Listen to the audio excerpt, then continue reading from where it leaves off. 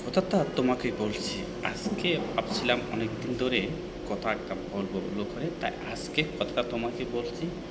তুমি যদি ফেসবুক থেকে আর্নিং করতে চাও, অবশ্যই এই কথাটা শুনে যাবে। কেন বলছি জানো? এখানে হাজারো প্রতিযোগী।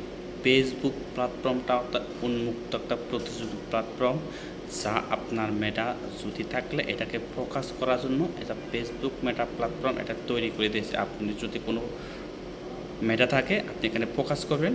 আপনি যদি ভালোভাবে উপস্থাপন করতে পারবেন তখন কিন্তু আপনি অবশ্যই ফল পাবেন। এটা একটা গেল। দ্বিতীয়টা হলো যে আপনি যখন নতুন ফেসবুকে প্ল্যাটফর্ম আসছেন, তখন নতুন করে আপনি আপনার ফোকাস আপনার মেটা বিভিন্নভাবে কি আপনি উপস্থাপন করে আপনি প্রতিযোগী হয়ে গেলেন। কিন্তু আপনার আশেপাশে যারা বন্ধুবান্ধব আছে এবং আপনার বাড়ির লোক এবং বন্ধুবান্ধবরা পাড়াবাসীর লোক যারা আছে আপনাকে প্রথমত কটু কথা বলবে। তখন আপনি কিন্তু এগুলো যদি মাইন্ডে নিয়ে গেলেন তখন আপনি হেরে গেলেন। আপনার বন্ধুবান্ধব আত্মীয়স্বজন যাই বলুক না কেন, আপনি এগুলোতে কান দেবেন না এবং কি আপনার কাজ আপনি করতে থাকুন। যদি এগুলো মানতে পারেন আপনি সফলতার প্রথম ধাপ এগিয়ে যেতে পারবেন। তৃতীয় টিপসটা এখন আসি। আপনাকে ফেসবুক প্ল্যাটফর্মের গাইডলাইন অনুসারে কাজ করতে হবে। ফেসবুক গাইডলাইনের যারা গাইডলাইন দিয়ে তাই মানতে হবে। যদি গাইডলাইন অনুসারে যদি আপনার নিজের কন্টেন্ট যদি আপনি টাইম মাফিক ভিডিও আপলোড করতে পারেন, তাহলে আপনি তৃতীয় ধাপ এখান থেকে আপনি অর্জন করতে পারেন। তারপরে আছে শুধুত্ব দাবি। শুধুত্ব দাবি এসে বলবো আমি আপনাকে সবসময় যারা ফেসবুক প্ল্যাটফর্মে যারা সাকসেস হয়ে সফলতা পাচ্ছে তাদের গাইডলাইনও কিছু মেনে চলতে হবে এবং আপনিও সফল হতে পারবেন।